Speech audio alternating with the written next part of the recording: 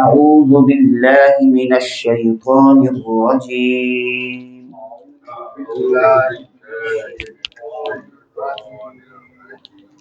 بسم الله الرحمن الرحيم. اب اس بات کا بہت زیادہ خیال رکھیں، خوبصورتی تجوید کے ساتھ ہے قرآن مجید کے پڑھنے کی. بسم اللہ الرحمن الرحیم.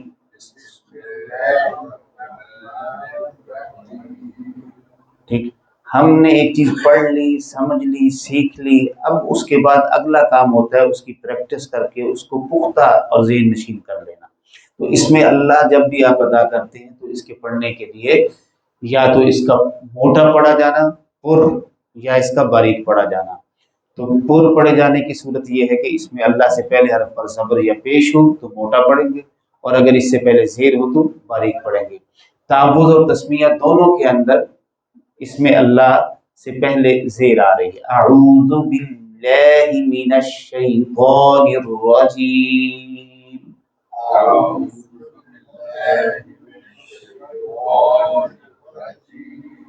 بسم اللہ الرحمن الرحیم.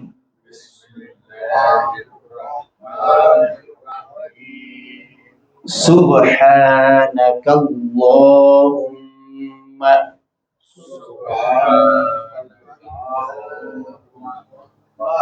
ایک تو یہاں پہ غلطی ہے سبحانہ کی، سبحانہ کی بجائے سبحانہ لفظ.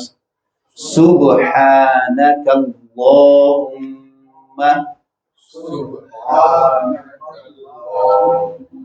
اور دوسرا اس کاف کو باریک پڑھیں گے، یہ سٹک والا کاف ہے، اور اس میں جلالت سے پہلے چونکہ زبر آ رہی ہے تو موٹا پڑھیں گے. سبحانک اللہم.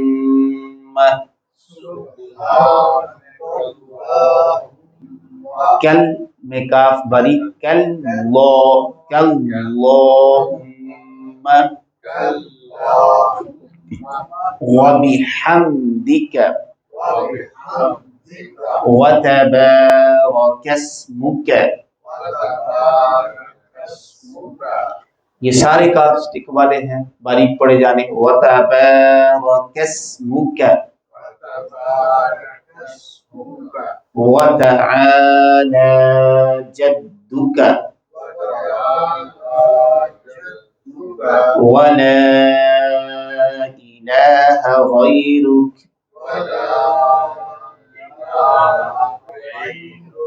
أعوذ بالله من الشيطان الرجيم.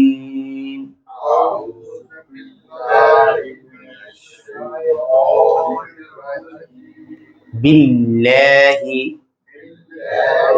أعوذ بالله من الشيطان الرجيم.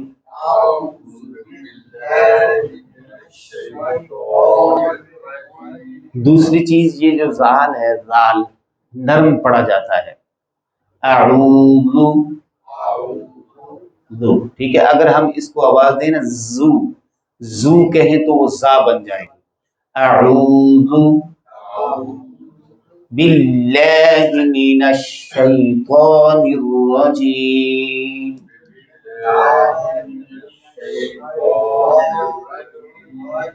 بسم اللہ الرحمن الرحیم.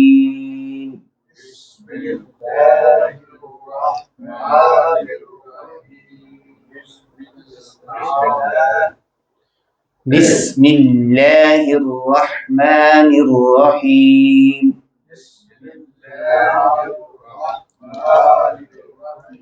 الحمد للہ رب العالمین.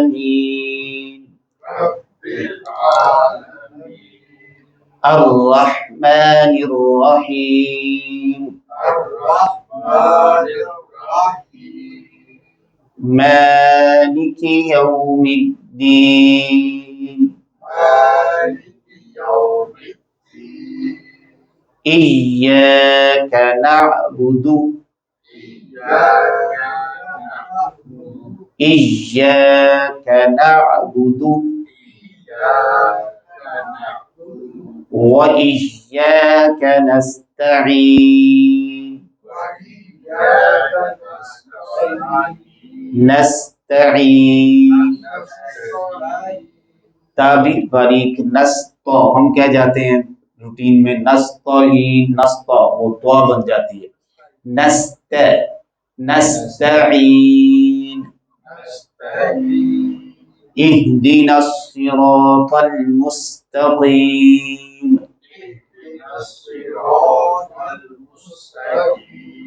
صراط الذين أنعمت عليهم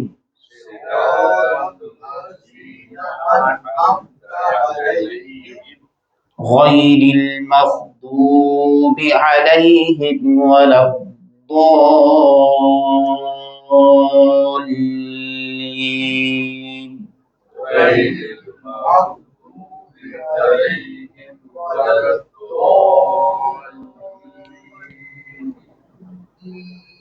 آمین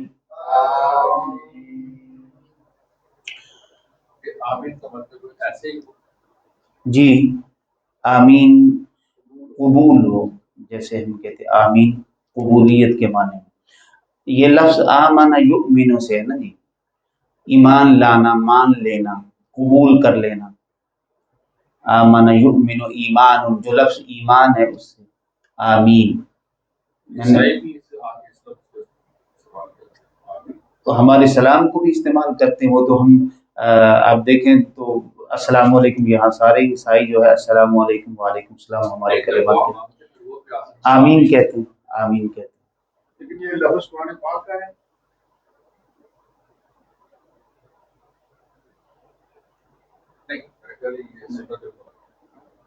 قرآن مجید میں میرے ذہن میں نہیں آ رہا کہ استعمال ہوا یا نہیں آمین کا لفظ، تاہم یہ بہرحال وہ قبولیت کے معنی میں۔ اچھا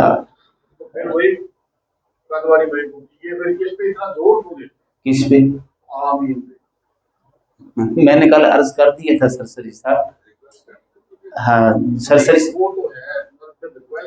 والا ہے تو وہ پوری مسجد جو ہے میں نے عرض کر دیا تھا کل، میں نے عرض کر دیا تھا میں نے پہلے بھی عرض کیا ہے کہ کچھ سوالات آپ بعد میں رکھ لیا کریں، تو یہ ویسے میں نے کل بھی عرض کر دیا تھا، آج پھر آپ مجھے اس سیشن کے بعد پوچھیں گے تو میں عرض کرتا ہوں۔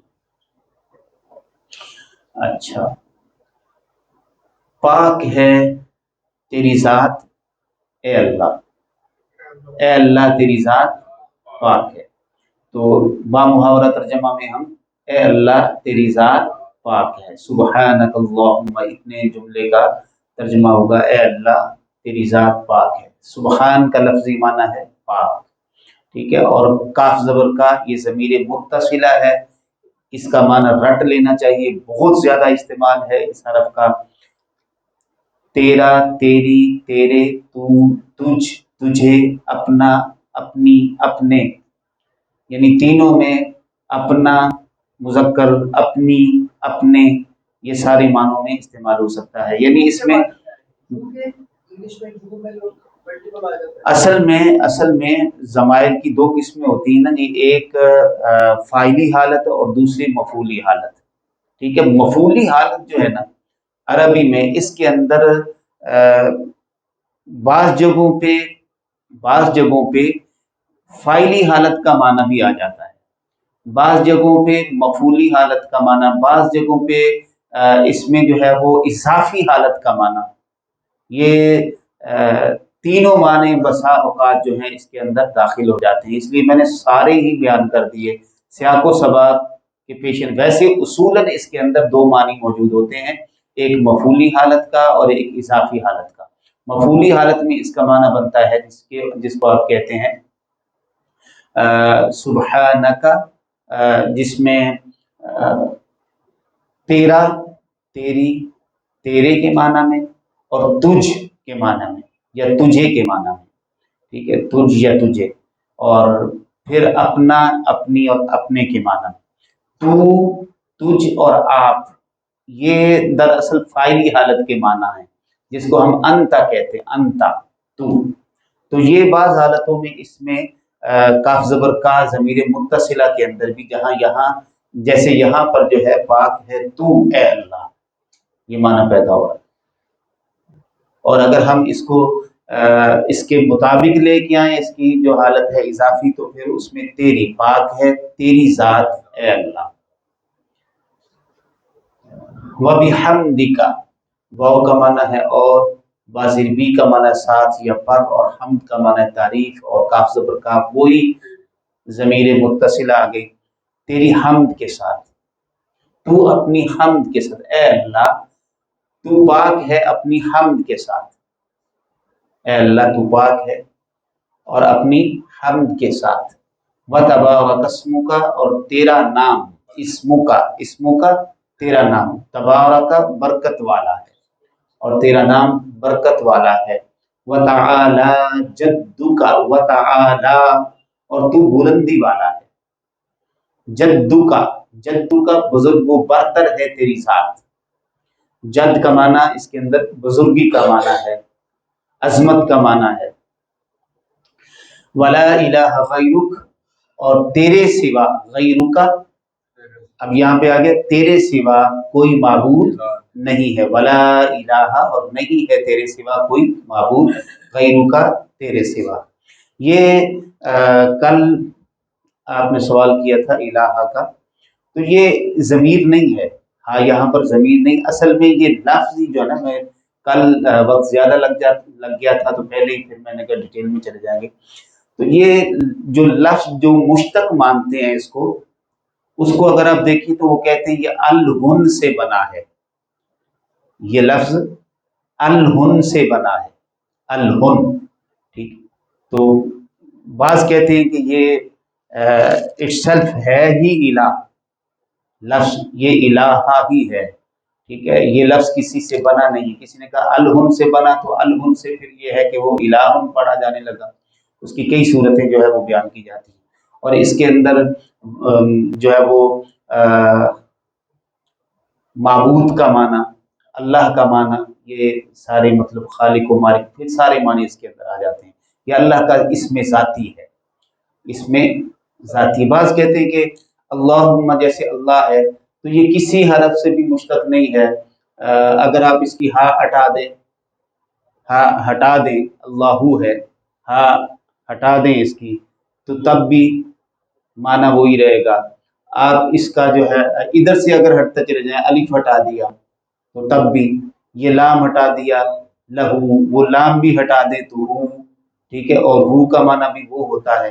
تو اس طرح یہ حرف بھی دوسرے حرف کے محتاج نہیں، جیسے اللہ کی ذات جو ہے وہ کسی کی محتاج نہیں، ایسے ہی اس کا اسم جو ہے یہ بھی کسی حرف کا، وہ یہ لاجک دیتے کہ یہ غیر مشتق ہے۔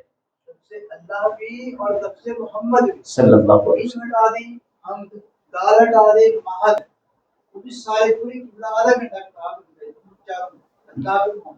صلی اللہ علیہ وسلم، جی جی۔ تو بعض کہتے ہیں کہ یہ باقاعدہ طور پر مشتق ہے، اور مشتق ہے تو پھر جو ہے یہ الہن سے ہے، مشتق سے کیا ہو رہا ہے؟ کسی سے اخذ کیا گیا، لیا گیا، کسی سے نکلا ہوا، کسی سے، اس کا مادہ اشتقاق جس سے اس کو حاصل کیا گیا۔ تو ہر لفظ جو ہے وہ کسی نہ، جیسے میں نے عرض کیا یہ شطن سے بنا ہے شیطان، دو نہیں، وہی میں عرض کر رہا ہوں نا کہ اس میں دو موقف ہیں۔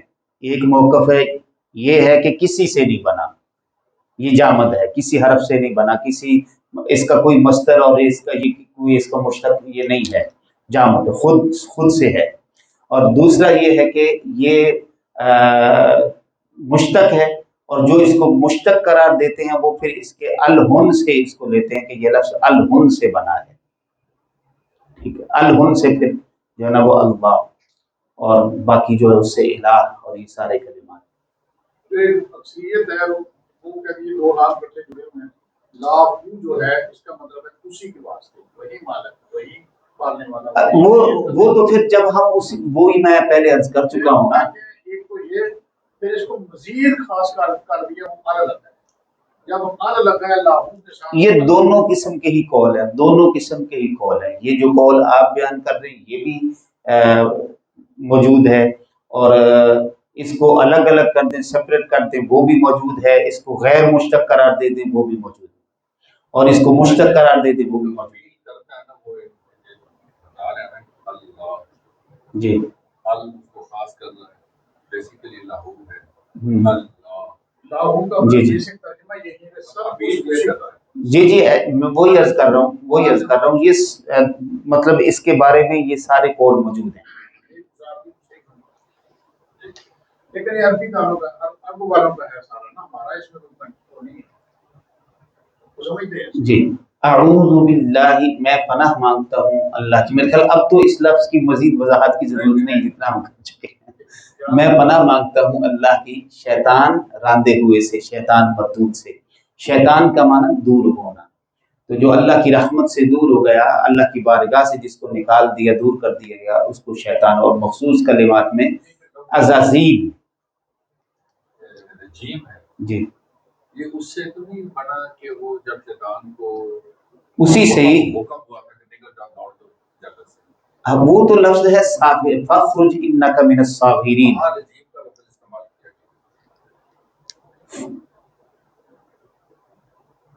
فخرج کے الفاظ ہیں، فخرج ہاں نکل جا. ہاں وہ فخرج تو خارج سے نا، ٹھیک ہے. یہ رجیم جو ہے اس کی مطلب کہنے کے نکالے جانے کے بعد اس کو جو رد کر دیا گیا ہے نا، رد کر دیا گیا ہے. اور اس کا لفظی معنی ہوتا ہے پھینک کر مارنا. رجمن پھینک کر مارنا، رجم کرنا. رجم کیوں آتا ہے؟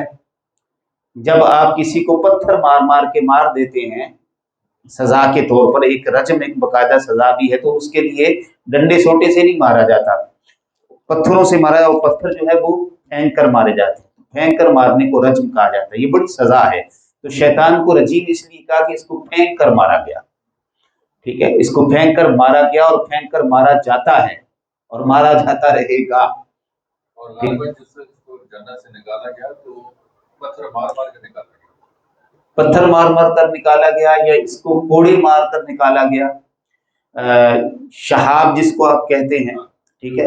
تو ایک خاص روشنی جو ہے بعض دفعہ ہمیں آسمانوں میں دکھائی دیتی ہے، اس کے بارے میں بھی آتا ہے کہ یہ آسمانوں میں واپس جانا چاہتا ہے راز معلوم کر، تو اس کو جو ہے وہ آگے سے آگ کے شعلے اس کو مارے جاتے ہیں، تو اس لیے بھی اس کو رجیم کہا جاتا ہے.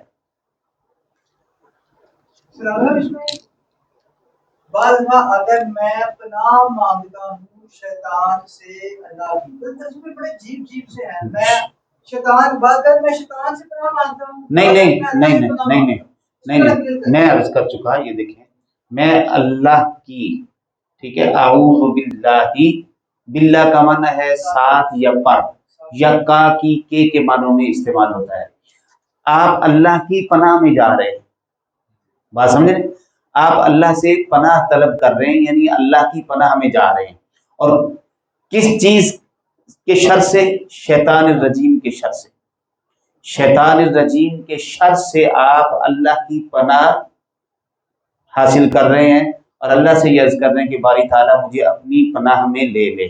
اعوذ باللہ، میں اللہ کی پناہ پکڑتا ہوں، میں اللہ کی پناہ مانگتا ہوں، ٹھیک ہے. میں اللہ کی پناہ مانگتا ہوں من الشیطان الرجیم، شیطان مردود سے. بکس میں بچوں کی بات دیکھ رہا ہوں، میں پناہ مانگتا ہوں شیطان مردود سے. یہ بھی لکھا ہوا ہے.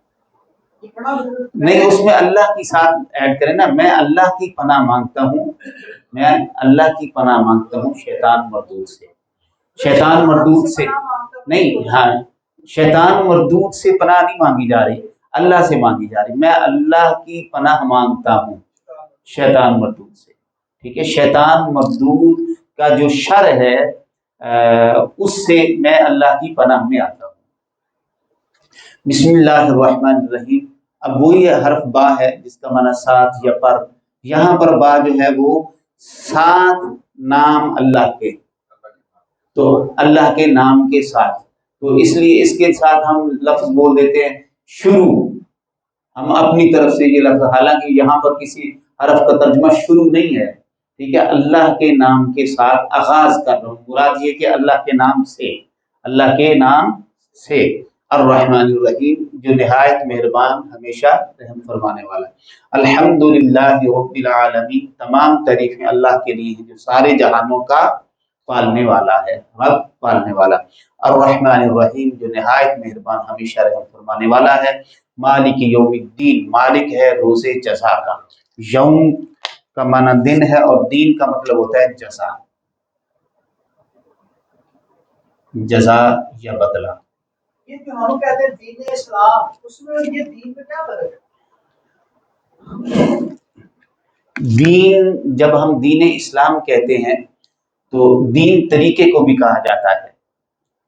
دین فیصلہ اگر آپ مراد لیتے ہیں تو اس سے مراد یہ ہے کہ اللہ پاک نے جو آپ کے لیے نظام، آپ کے لیے زندگی کا جو فیصلہ، جو طور طریقے اللہ پاک نے مقرر کر دیے ہیں، ٹھیک ہے، اس سے ہم دین سے مراد وہ طور طریقے، وہ قوانین، وہ اصول و ضوابط، سسٹم، نظام۔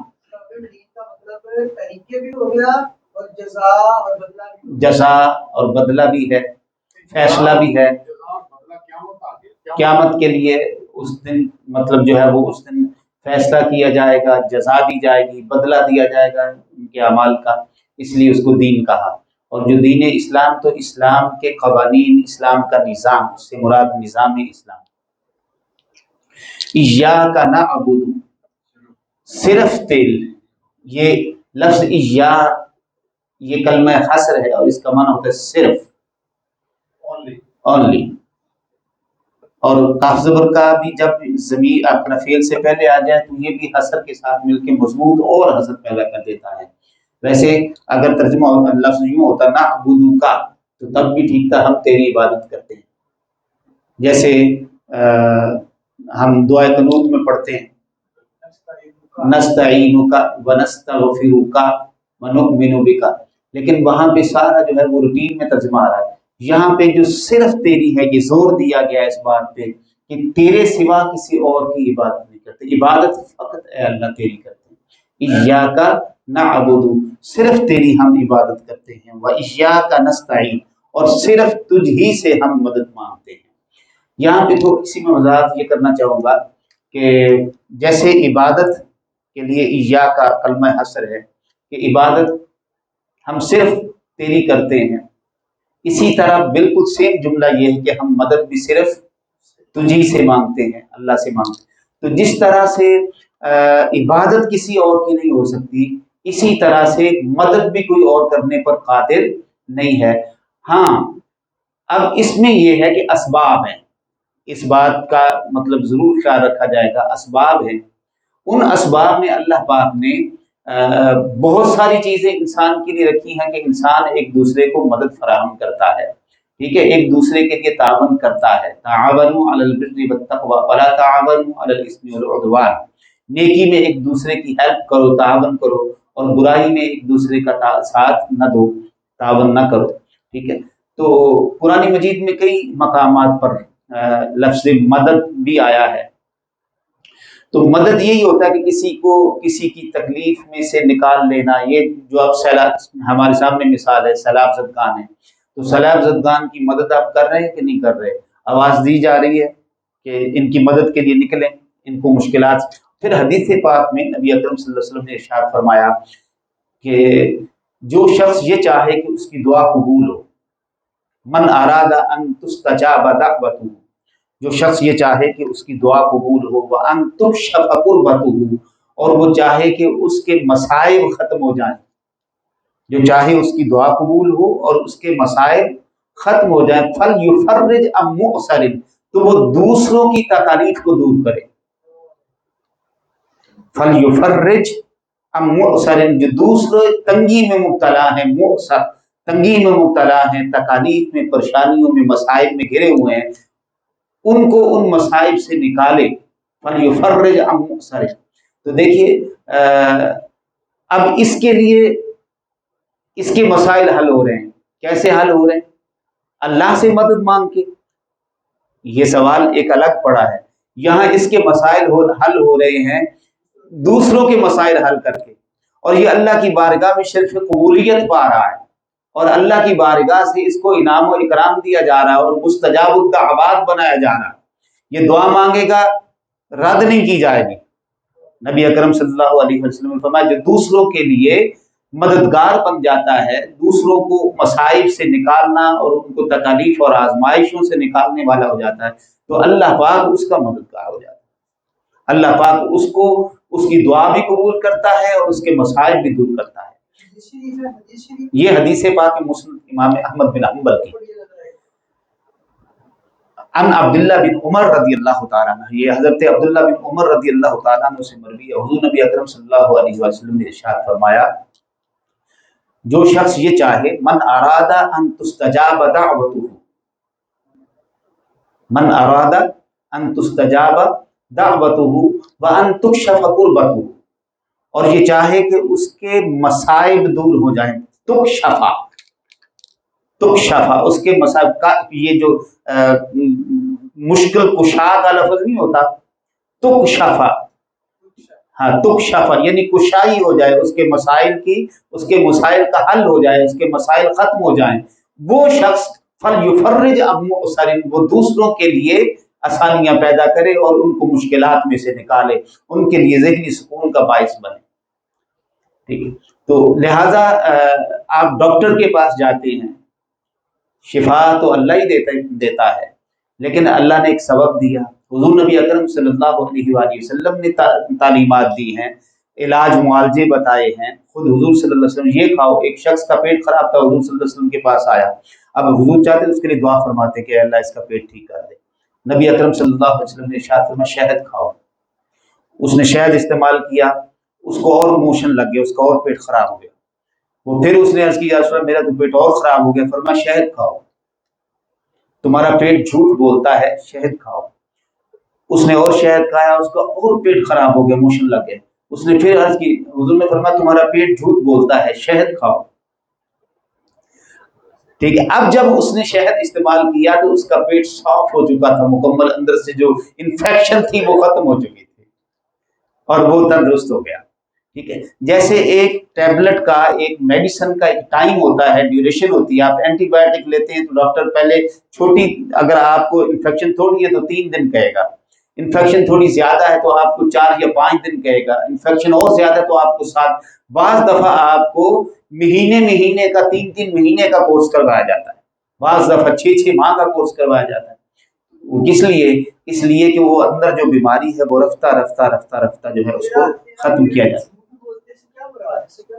تیرا پیٹ جھوٹ بولتا ہے مطلب یہ ہے کہ اس کے اندر بیماری موجود ہے، ابھی بیماری موجود ہے، تو شہد جو ہے یہ حق ہے، اس میں شفا ہے۔ ٹھیک ہے، اگر اس میں تیرے پیٹ کو آرام نہیں آ رہا تو یہ تیرا پیٹ جو ہے وہ جھوٹ بول رہا ہے، ٹھیک ہے، یعنی اس کے اندر ابھی بیماری ہے۔ تو میں یہ عرض کر رہا تھا، اب یہ بات جو میں عرض کر رہا ہوں، ڈاکٹر کے پاس جاتے ہیں یہ اسباب ہے، اسی طرح دعا ایک سبب ہے، آپ دعا کے لیے کسی کے پاس جاتے ہیں، اللہ پاک دعا کے ذریعے سے، دم کے ذریعے سے، ٹھیک ہے، اسی طرح سے یہ بہت سارے اسباب ہیں، آپ کسی کی اپنے بازو سے، اپنے بول سے کسی کی ہیلپ کر دیتے ہیں، تو یہ سارے اسباب میں اس کا قطعاً یہ معنی نہیں ہے کہ آپ نے اللہ سے مدد مانگنے کی نفی کر دی ہے اور آپ مشرک ہو گئے اور آپ لوگوں سے کہتے پھر رہے ہیں، مدد مانگتے پھر رہے ہیں۔ سیدنا صدیق اکبر رضی اللہ تعالیٰ عنہ کو سانپ نے ڈس لیا غار کے اندر، اب صورتحال کیا تھی؟ حضور نبی اکرم صلی اللہ علیہ وسلم کو جگایا نہیں ہے، بیدار نہیں کیا ہے، اٹھایا نہیں ہے، تکلیف سہتے گئے، حتیٰ کہ حضور نے ان کے چہرے کا رنگ دیکھا جو متغیر ہو چکا ہے، تو پوچھا ابو بکر کیا بات ہے؟ عرض کی یا رسول اللہ صلی اللہ علیہ وسلم سانپ ہے جو میرے پاؤں کو ڈس رہا ہے، اس کا زہر پورے جسم کے اندر۔ تو نبی اکرم صلی اللہ علیہ وسلم نے نہیں فرمایا کہ اٹھو ابو بکر نفل پڑھو، اللہ سے دعا کرو، میں بھی دعا کرتا ہوں۔ حضور نبی اکرم صلی اللہ علیہ وسلم نے اپنا لعاب دہن مبارک ان کی ایڑی پر لگا دیا، جیسے ہی لعاب دہن لگایا ان کو شفا ہوئی، ان کا زہر جاتا رہا، اس کا سارا اثر ظاہر ہو گیا۔ صحابہ جنگوں کے دوران کسی کی آنکھ نکل گئی ہے، کسی کا بازو کٹ گیا ہے، کسی کی ٹانگ کٹ گئی ہے، وہ حضور نبی اکرم صلی اللہ علیہ وسلم کے پاس اپنی نکلی ہوئی آنکھ کا پتلا جو ہے وہ لے کر حاضر ہو جاتے، حضور لعاب دہن لگا کے واپس رکھتے، پتہ ہی نہیں چلتا کون سی آنکھ نکلی تھی اور کون سی زخم کہاں ہوا تھا، روشنی بھی پہلے سے زیادہ ہوگی۔ بازو کٹا ہے اس کو لعاب دہن لگایا ساتھ لگا دیا ہے، پتہ ہی نہیں چل رہا کہ کہاں سے کٹا تھا اور کیا اس کے اندر مرض تھا۔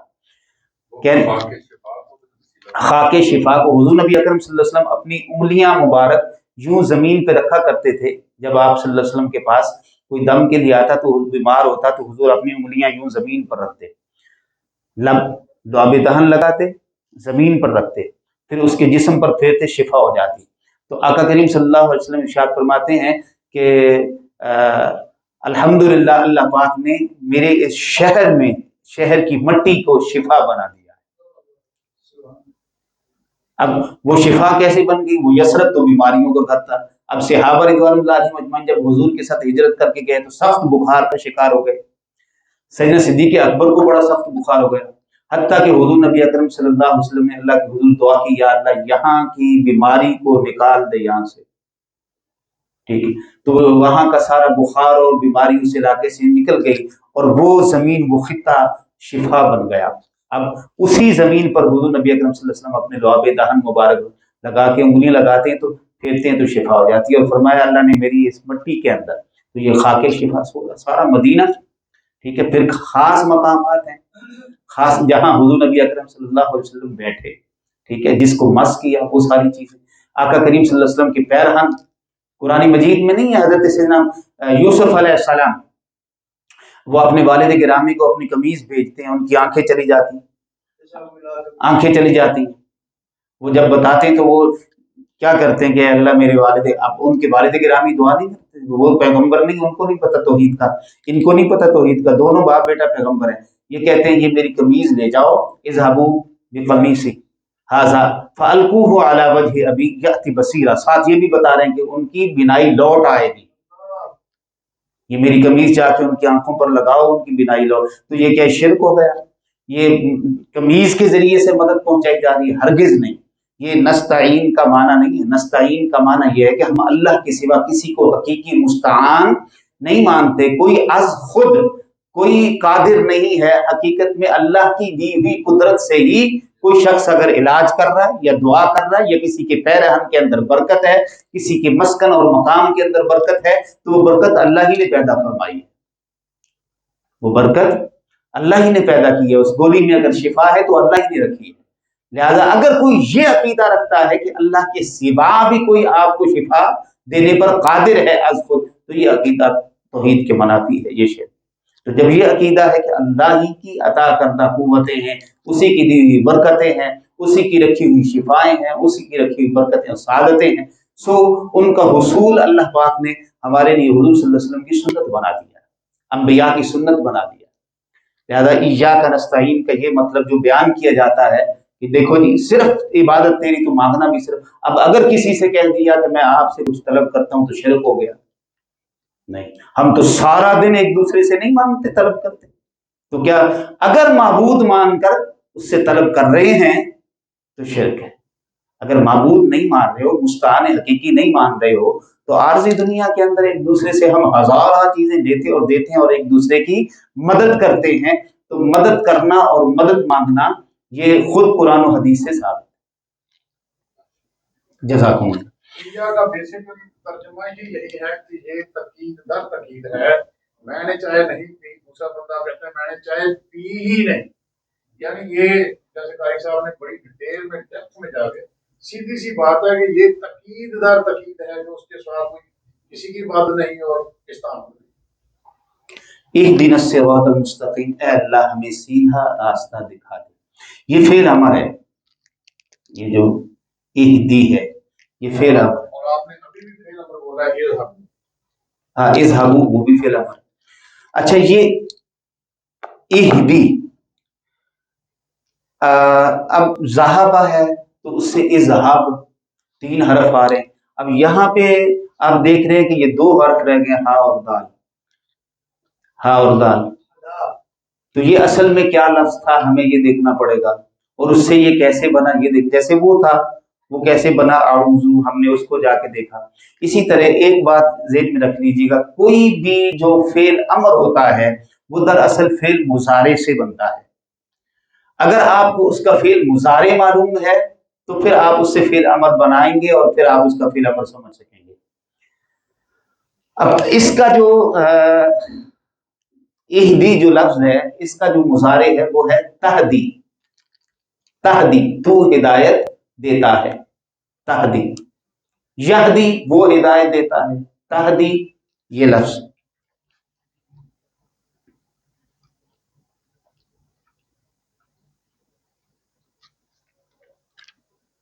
اب اس سے یہ بنا ہے. اب اس سے کیسے بنا ہے؟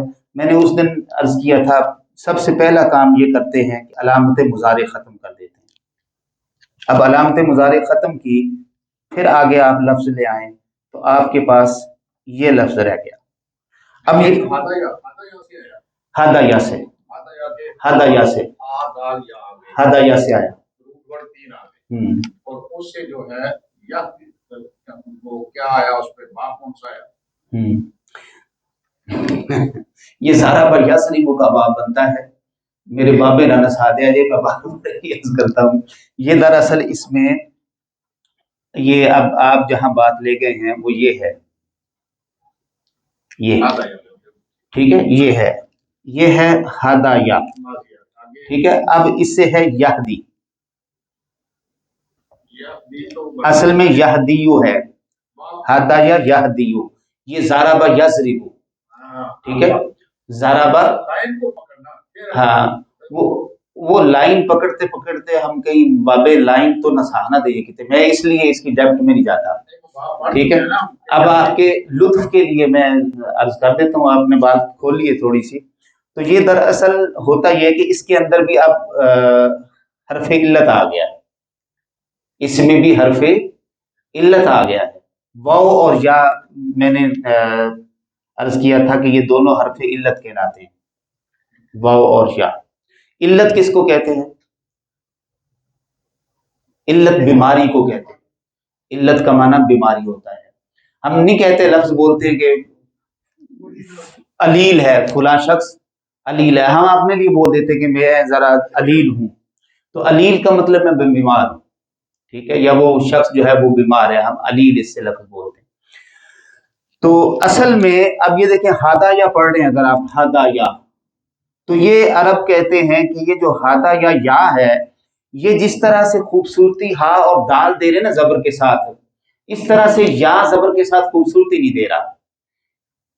ہادا یا یہ کہتے اس کے اوپر بوجھ آ گیا، اس کے اوپر بوجھ آ گیا یا کے اوپر. یہ یا جو ہے یہ زبر کا بوجھ نہیں اٹھا سکی، لہذا وہ یہ کریں گے کہ پھر اس کو بدل دیں گے الف کے ساتھ. کس کے ساتھ؟ الف کے ساتھ. جب اس کو الف کے ساتھ بدلا تو پھر اس کے اوپر جو ہے وہ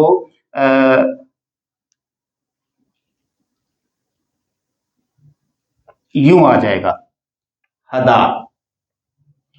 یعنی یہ زبر جو ہے یہ یا جو ہے یہ ختم ہو کے، اس کی زبر ختم ہو کے ہم پیچھے لے گئے. جب پیچھے لے کے گئے تو ہم نے اس کو الف مقصورہ دے دیا، الف مقصورہ.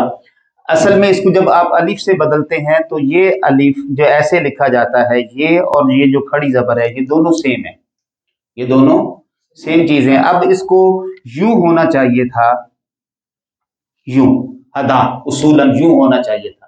اب یہ یا بھی موجود ہے تو انہوں نے کہا آپ نے تو اس کا سکل ہی ختم کرنا ہے نا، تو آپ نے اس کا سکل ختم کر دیں اس الف کے ساتھ، الف مقصورہ کے ساتھ. الف مقصورہ کے ساتھ جب آپ نے اس کا ختم کیا تو یہ ہدا بن گیا، ہدا ہے. اب یہ ہادا یا سے یہ ہدا بن گیا. اب اس کا ماضی جو ہے وہ ہدا سے اس کا پورا جو ہے نا وہ باب چلے گا. اصل یہ ہدا یا یہدیو زارابا یزربو باب سے ہے. اب اس سے جب آپ نے یہدیو تھا تو یہدیو کی جو پیش ہے، یہ جو یا ہے یہ بھی چونکہ حرف علت ہی ہے، تو اس کی پیش ختم کرنے کے لیے انہوں نے کیا کیا، انہوں نے کہا جی یہ اس کے پیچھے جو زیر ہے اس کے ساتھ اس کو پڑھیں تو یہ بن جائے گا یہدی. اور یہاں پر جو ہے وہ جزم ڈال دیں، اور یا جزم کو چاہتی ہے، یا جزم یا جو ہے یہ زیر کو چاہتی ہے. ہم اصول تجوید میں بھی پڑھتے ہیں کہ یا سے پہلے زیر ہو، تو جب یا سے پہلے زیر ہوگی تو اس کا سکل ختم ہو گیا، یہدی ہو گیا. یہدیو کی بجائے وہ یہدی ہو گیا، ٹھیک ہے، یہ ہدا یہدی۔ اب اس سے جو اس کا حاضر کا صیغہ آئے گا وہ بنتا ہے تہدی، تو ہدایت دیتا ہے۔ جو فعل امر بنتا ہے وہ دراصل حاضر کے صیغوں سے بنتا ہے، تو حاضر کے صیغوں سے جب آپ اس کا فعل امر بنائیں گے تہدی سے، تو سب سے پہلا کام آپ نے یہ کیا کہ اس کی علامت مضارع ختم کر دی۔ جب علامت مضارع ختم کی تو یہ بن گیا، یہ ہا کے اوپر جزم آ گئی، اب ہم اس کو پڑھ نہیں سکتے۔ آگے دال ہے، کیسے پڑھیں گے؟ وہ یہی سے ہی سٹارٹ ہو رہا۔ اب اس کو یہاں سے پڑھنے کے لیے پھر شروع میں حمزہ لاتے ہیں، اور حمزہ جب لائیں گے تو پھر اس کو ہم نے یا تو زبر دینی ہے یا زیر دینی ہے یا پیش دینی ہے، یہ پھر ایک ہمارے پاس اصول ہوتا ہے کہ اس کو کیا کرنا ہے، ٹھیک ہے۔ تو اگر ہمارے پاس زبر یا زیر ہے، اس کے بعد والا جو سینٹر والا حرف ہوتا ہے اس کے اوپر زبر یا زیر آ رہی ہو تو پھر نیچے جو ہے وہ زیر لگا، ٹھیک ہے، زیر آتی ہے، ٹھیک ہے جی، پھر زیر لگا دی جائے گی۔ فعلا آتا ہے نا، فعلا، تو یہ سینٹر والا جو ہے وہ، اچھا یہ زیر لگا دی، یہ بن گیا اب اہدی، کیا بن گیا؟ اب یہ پڑھا گیا۔ اب یہ حرف علت ہے، اب حرف علت ہے اہدی، انہوں نے کہا جی اس کو پورے کو حذف کر دیں، اس کو پورے کو حذف کر دیا، تو یہ اب یہاں پر یہ جو زیر ہے یہ اس یا کا بھی کام دے رہی ہے ساتھ میں، ورنہ اس کو ہم کہتے کیونکہ پیچھے بھی جزم آ گئی آگے بھی جزم، تو دو ساکن جو ہے وہ پھر اکٹھے نہیں ہوتے، لہذا اس کی زیر کو برقرار رکھا اور یہاں سے یا جو ہے وہ پوری حذف کر دی، اور یہ بن گیا اہدی، یہ آ گیا بن کے یہاں پر سورہ فاتحہ کے اندر اہدی، اور ہم نے کہا اس کا ترجمہ ہے اے اللہ ہمیں دکھا دے، اے اللہ ہمیں۔ اب یہ یہاں سے چلا، یہاں سے چل کے یہاں آیا، تو ہدایت دیتا ہے، اور جب یہاں سے آیا تو ہم نے اس کو امر میں اللہ کی بارگاہ میں درخواست لے کے گئے، تو اللہ سے جب عرض کیا تو اہدی، تو دکھا دے، تو دکھا دے، اور نون الف نا جو ساتھ لگا ہوا ہے یہ ضمیر متصلہ ہے، ضمیر متصلہ ہے جمع متکلم، جس کا معنی ہے ہمیں، ہم، ہمیں، ہم، ہمیں، ہمارا، ہماری، ہمارے، یہ سارا معنی دیتا ہے، اور اپنا بھی معنی دیتا ہے، اپنا، اپنی، یہ بھی اس کے اندر موجود ہوتے ہیں۔ اہدینا، دکھا دے ہمیں، الصراط المستقیم، راستہ سیدھا۔ اب یہ لفظ آپ کو پوری طرح سے کلیئر ہو گیا، کوئی ذہن میں کوئی اس کے لیے آپ تشویش تو نہیں رہی کہ یہ کیسے بنا، کیسے آیا، اور یہ کیا چیز ہے؟ یہ فعل امر ہے، اور فعل امر ہمیشہ فعل مضارع سے بنتا ہے۔ لیکن یہ یا کو جو ہٹانا ہے اس کو کوئی قاعدے کے تحت نہیں ہے، یہ عربیوں نے اس کو ایسے کہہ دیا، اور اس میں بڑے ایک یا دو یا چند حروف ہیں قرآن پاک میں جو کہ آخری لفظ کو انہوں نے ہٹایا ہے اور دو پہ رکھا ہے، مطلب اس کا مقصد ختم ہو جاتا ہے نا، یہاں سے مقصد ختم ہو گیا۔ آپ اہدی اگر لے کے جاتے تو وہ دیکھیں اس کے اندر پھر دو چیزیں آ جانی تھی، ایک تو اس میں آپ اس کو یا ضمیری لے لیتے، یا ضمیری لے لیتے، نہیں وہ بات تو سنیں نا، آپ اس کو لیتے تو ہمیں یہ بھی مغالطہ آ سکتا تھا، اس لیے انہوں نے اس کا معاملہ ہی ختم کر دیا، ان کا اس کو ختم کر دیں، اللہ اللہ خیر صلاح۔ اب یہ جو زیر ہے یہ زیر اس کا بھی کام دے رہی ہے ساتھ، ہاں جی، لہذا اس کے اندر جو ہے وہ امر کا معنی پیدا ہو گیا۔ جب کوئی چھوٹا بڑے سے کوئی بات کہتا ہے تو اس کو پھر درخواست کہا جاتا ہے، ٹھیک ہے، ریکویسٹ کہا جاتا ہے۔ جب کوئی بڑا چھوٹے کو کہتا ہے تو اس کو امر کہا جاتا ہے، آرڈر کیا جاتا ہے، حکم دیا جاتا ہے، تو فعل امر ہی ہے لیکن اللہ سے درخواست کی جائے گی، دکھا دے ہمیں۔ یہ بیسیکلی ناقص میں آیا، یہ بیسیکلی ناقص میں آیا، اور اس میں جیسے کل معطل بتا رہے تھے، آپ فرما رہے تھے، اور وہ جو پہلے دونوں ہیں مثال اور اجوب جو ہے ناقص میں آیا، اور ناقص میں وہ انہوں نے یہ لکھا ہے کہ قرآن پاک میں دو تین الفاظ ایسے ہیں، یہ عربیوں نے، عربی دانوں نے، زبان دانوں نے، جو یا ہمارے بھی جو علماء اکرام، اب اس بحث سے مجھے پھر جانا پڑے گا پیچھے کہ میں آپ کو بتاؤں کہ فعل صحیح کیا ہوتا ہے، فعل معطل کیا ہوتا ہے، فعل ناقص کیا ہوتا ہے، لہذا اتنا ہی رہنے دیں، بس اس پر آپ چھوڑ دیں، بس اس پر چھوڑ دیں، اس پر چھوڑ دیں، وہ سمجھانے کے لیے وہ کیا ہے، ناقص کیا ہے، ٹھیک ہے، مجھے پھر آپ کو سمجھانا پڑے گا اس کے، دیکھیں آپ اگر رات کو سمجھانا چاہتے تو آپ کو دن دکھانا پڑے گا، ٹھیک ہے، تو اس کے مقابلے میں جب آپ دکھائیں گے تو پھر سمجھ آ جائے گی. جیسے میں اس کو پورے اس کے روٹ سے لے کر آیا ہوں، یہ آپ سمجھ گئے، اتنا بہت ہے. الصراط راستہ، المستقیم سیدھا، ٹھیک ہے جی. اب سیدھا سیدھا اس کا معنی، اب یہ المستقیم کو بھی اگر ہم نکالنا شروع کر دیں کہ یہ اس کا مصدر کیا ہے، اس مصدر سے یہ کیسے بن کے یہاں پہ مستقیم آ گیا ہے، ٹھیک ہے، وہ پھر ایک لمبا روٹ اس کا بھی ہے. اس کا صراط الذین راستہ ان لوگوں کا. ابھی الذین جو ہے اس کو یاد کر لیں، رٹا لگائیں. الذین کا معنی جو، جس، جن ہوں، جو، جس، جن ہوں، جنہیں، یہ سارے معنی اس میں استعمال ہو سکتے ہیں سیاق و سباق کے مطابق. اس کا واحد آتا ہے الذی، واحد آتا ہے الذی، اور جمع آتا ہے الذین. راستہ ان لوگوں کا جو، یہ آگے اور پیچھے جملے کو ملاتے ہیں، پیچھے کو اور آگے دونوں کو ملانا اس کا کام ہے. راستہ ان لوگوں کا جو یا جن، جو یا جن، انعمتا انعام کیا تو نے، انعام کیا تو نے. یہاں پہ آگے بات واضح ہوگی. علیہم، علی کا مطلب اوپر، ہم کا معنی ان کے، جن پر تو نے انعام کیا. راستہ ان لوگوں کا جن پر تو نے انعام کیا. انعمتا، انعام یافتہ لوگ سے مراد کون سے لوگ؟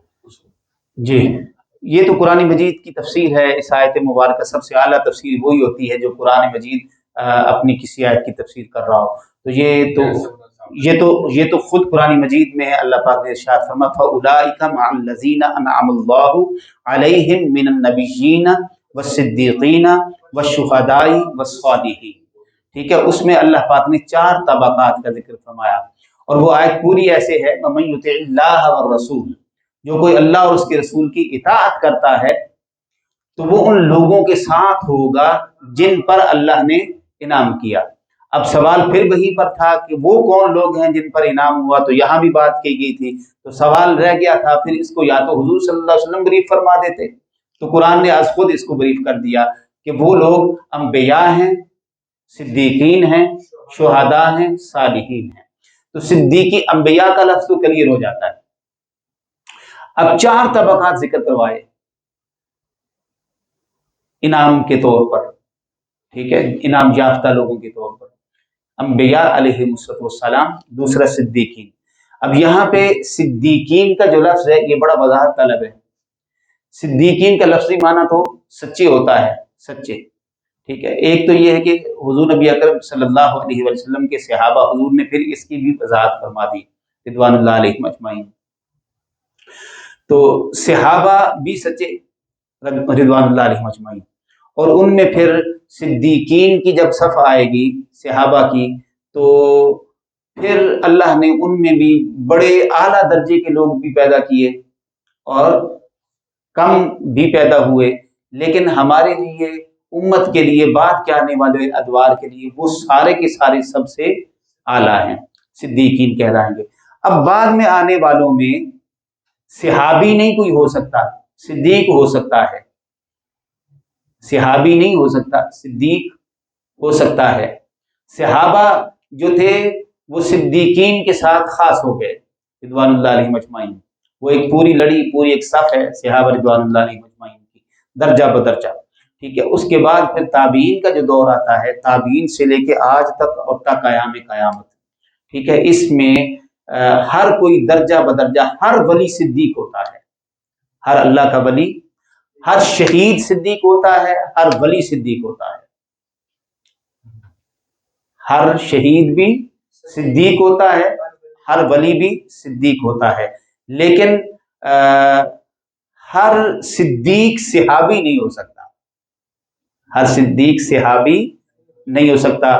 وہ ایک خاص جماعت حضور نبی اکرم صلی اللہ علیہ وسلم کی، اس کی تعریف یہ جنہوں نے حضور نبی اکرم صلی اللہ علیہ وسلم کو حالت ایمان کے ساتھ، یعنی کلمہ پڑھا اور آقا کریم صلی اللہ علیہ وسلم کو دیکھا. ایک نظر جس نے حضور نبی اکرم صلی اللہ علیہ وسلم کو ایمان کے ساتھ دیکھا وہ صحابی ہے، ٹھیک ہے. اس نے کلمہ پڑھ لیا، حضور کو دیکھ لیا، بس اس کے بعد زندگی بھر دوبارہ نہیں ملا. जिंदगी भर दोबारा कभी हुजूर नबी अकरम सल्लल्लाहु अलैहि वसल्लम से नहीं मिला, या उसको कलेमा पढ़ लेने के बाद कभी दोबारा अमल का मौका भी नहीं मिला, कोई और के अमल ही कर सके, दीन ही सीख सके, मौका नहीं मिला। बस जिसने एक नजर से हुजूर नबी अकरम सल्लल्लाहु अलैहि वसल्लम को ईमान के साथ देख लिया वो सहाबी है। अब बाद वाले जितने सिद्दीकीन, शुहदा, औलिया, कामिलीन होंगे वो इन सहाबी रसूल सल्लल्लाहु अलैहि वसल्लम की शान के हामिल नहीं हो सकते। जहां तक अहले बैत अतहार का ताल्लुक है, अगर आपके ज़हन में सवाल आया तो बात लंबी हो जाएगी, हम किसी नेक्स्ट डे में उसको ले जाएंगे। तो मैं अर्ज कर दूं, हाँ मैं अर्ज कर दूं, जो सिरातल लज़ीना अनअमता अलैहिम में जो अहले बैत अतहार है उसके लिए मैं एक ही जुमला अर्ज कर दूं कि वो खुद सिरातल लज़ीना है।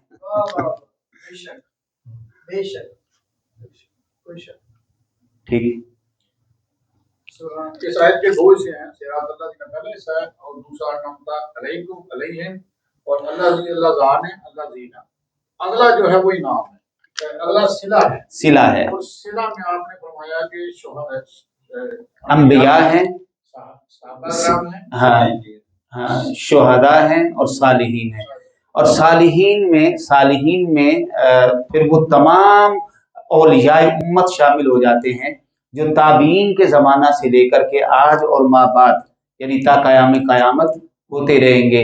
लेकिन अब जो दौर आ गया है जिसमें हम खड़े हैं, अब तो ये दरवाज़ा बंद होता हुआ दिखाई देता है। अब तो कह लें कि ये सिलसिला अब आगे किताबें में मुझे प्रोफेसर साहब ने आज ही ला कर दी हैं अलामात क़यामत से मुतालिक, तो अब तो हम क़यामत की तरफ जा रहे हैं। और जैसे जैसे क़यामत की तरफ जाएंगे तो मेरे जैसे निकम्मे लोग भी मिलना बंद हो जाएंगे,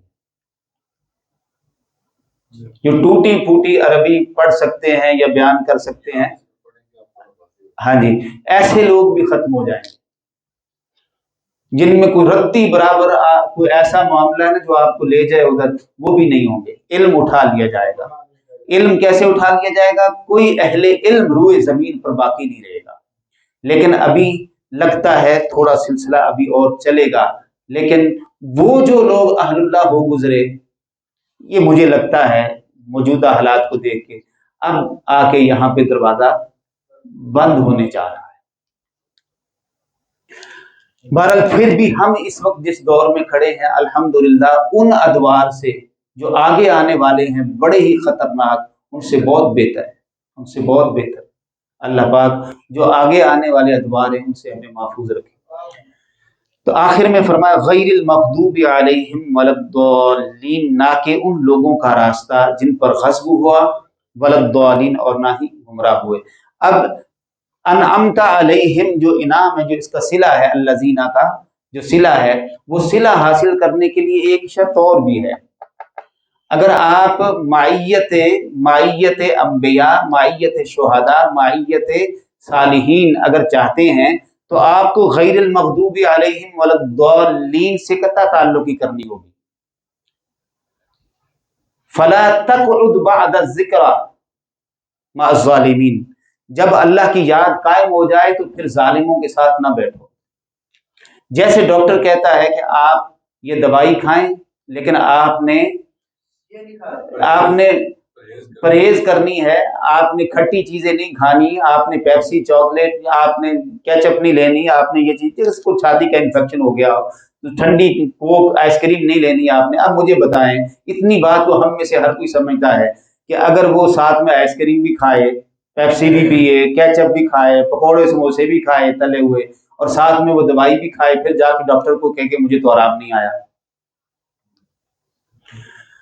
अगर आप औलिया इज़्ज़ाम की माइयत चाहते हैं, अंबिया की माइयत चाहते हैं, अगर आप शुहदा की माइयत, उनके साथ आप जन्नत में जाना चाहते हैं कि आपको उनके साथ घर मिले, आप जैसे यहाँ पर अच्छी सोसाइटी में रहना चाहते हैं, अच्छे घर में रहना चाहते हैं, वहाँ अच्छे घर, आला मकामात तो इन्हीं 4 तबकात के होंगे। तो आप अगर इनके साथ वहाँ रहना चाहते हैं तो अल्लाह ने साथ ये भी फरमाया कि फिर इनके साथ कता ताल्लुकी करना, गैरिल मग़दूबि अलैहिम वलद्दालीन, پھر گمراہی کی راہ پر نہیں چلنا، پھر غضب والوں کی راہ پر نہیں چلنا، پھر یہود و نصارہ کے طور طریقے سارے چھوڑنے ہوں گے۔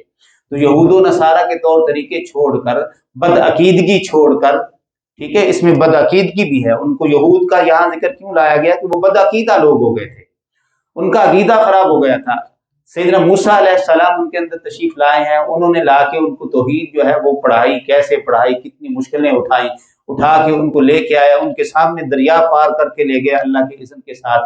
اب آگے جا کے اب کہا کہ نجات مل گئی، اس ظلم سے نکل آئے ہو، ٹھیک ہے، اب اللہ کو ایک مان لیا، مجھے نبی و رسول مان لیا، ٹھیک ہے، اب میں تمہارے لیے اللہ سے کتاب بھی لے آؤں۔ تو جب کتاب لے کے آئے تو پیچھے سے آدھی قوم نے ویسے شرک شروع کر دیا تھا، بچڑا بنا لیا، بدعقیدہ ہو گئے، اور کئی ان میں سے کہنے لگے وَإِذْ قُلْتُمْ يَا مُوسَىٰ لَن نُؤْمِنَ لَكَ حَتَّىٰ نَرَى اللَّهَ جَهْرَةً، وہ کہنے لگے کہ اے موسیٰ ہم اس وقت تک تجھ پر ایمان نہیں لائیں گے جب تک کہ ہم اللہ کو خود اپنی آنکھوں سے نہ دیکھ لیں۔ ٹھیک، بدعقیدگی آ گئی، نبی علیہ السلام کا جو مقام اور رتبہ تھا، جو واسطہ تھا، اس کو نکال کے ڈائریکٹ اللہ کے ساتھ ہونا چاہا۔ میری بات غور کیجئے گا، اب انہوں نے کہا تھا کہ ہم اللہ کو جب تک اپنی آنکھوں سے نہ دیکھ لیں، یعنی تجھ پر ایمان نہیں لائیں گے، آپ تو ہو نا سائڈ پہ، اللہ کو منوانا ہے تو اللہ ہم خود اپنی آنکھوں سے دیکھیں گے تو مانیں گے، اللہ سے جا کے براہ راست جڑیں گے تو پھر اللہ پر ہمارا ایمان قائم ہوگا۔ تو جب نبی اور رسول کو بیچ میں سے نکالا، اللہ کے ساتھ ڈائریکٹ ہونا چاہا، تو پھر ان کا نتیجہ کیا ہوا؟ فَأَخَذَتْكُمُ الصَّاعِقَةُ، پھر ایک صاعقہ، ایک اللہ کی طرف سے ایک ایسی کڑک آئی جس نے ان ساروں کو موت کی نیند سلا دی، مر گئے سارے کے سارے۔ موسیٰ علیہ السلام نے اب عقیدہ پھر دیکھو، پھر موسیٰ علیہ السلام نے اللہ کی بارگاہ میں عرض کی باری تعالیٰ، وہ پہلے قتل بھی ہو چکے شرک کی وجہ سے، اب یہ لوگ تھے یہ بھی مارے گئے، قوم کو میں نے کس کو جا کے سبق دینا ہے تورات کا؟ باری تعالیٰ مہربانی فرما ان کو زندہ کر دے، ان کو زندہ کر دے۔ اب اللہ نے دوبارہ اگر ان کو زندہ کیا تو کس کی دعا سے، کس کے وسیلے سے؟ موسیٰ علیہ السلام نبی کے وسیلے سے۔ اس کے باوجود بھی وہ پیغمبر علیہ السلام پر ان کا عقیدہ مضبوط نہیں ہوا کہ یہ سارا کچھ جو ہو رہا ہے، وہ کہنے لگے یہ تو پھر سارے کا سارا ہمیں تو کچھ ہوتا ہی لگتا ہے، جادو ہی لگتا ہے سارا، ٹھیک، پھر نہیں۔ تو یعنی پیغمبر علیہ السلام کو جو وسیلہ ماننا تھا، جو واسطہ ماننا تھا، جو ہدایت کا ذریعہ دیکھنا تھا، وہ گمراہ ہو گئے۔ قرآن مجید نے یہاں پر پیچھے انعام یافتہ لوگوں کا ذکر کر دیا اور آگے پھر ان لوگوں کا ذکر کیا جو بدعقیدہ ہو گئے، گمراہ ہو گئے۔ لہذا اب اگر آپ کے ایمان کی حفاظت، اگر آپ چاہتے ہیں کہ جنت تک چلے جائیں، تو ایک طرف آپ کو اولیاء کا دامن تھامنا ہوگا، دوسری طرف بدعقیدہ اور گمراہ لوگوں سے آپ کو دور ہونا ہوگا۔ اگر آپ کہیں کہ ان سے بھی تعلق رکھ لیں اور ان سے بھی رکھ لیں تو ایسا نہیں چلتا، ہم کی بات نہیں کرتے، اور یہی اس ایک آیت ہم صرف اسی حصے پر رہ جاتے ہیں، اسی پہ رہ جائے۔ یہ سمندر ہو گیا نا، کوزے میں بند ہو گیا، یعنی اس میں کون سی چیز ہے یا کون سا فعل ہے یا کون سا امر ہے جو برس سے لے کے، یعنی ہمارے پچھلے 1400 سال سے لے کے اب تک آتا نہیں۔ اس آیت کو ہی کہتے ہیں، مطلب اپنی اپنی بات ہے۔ اکثر علماء کرام اس کے چیزیں بھی بتاتے ہیں، پتہ نہیں اور بھی سارے کر کے جس کو اتنی بار پڑھتے رہے، اتنی بار پڑھتے رہے، کئی بار آتا ہے کہ اگر یہ کام نہ ہوا تو مجھے قیامت کے دن، اور اس طرح کے بھی وہ کلمات اللہ کو معاف کرے۔ اور جتنی خوبصورتی صراط اللہ علیہم میں ہے، پازیٹیوٹی ہے، اور جتنا ہے دیکھ ہے،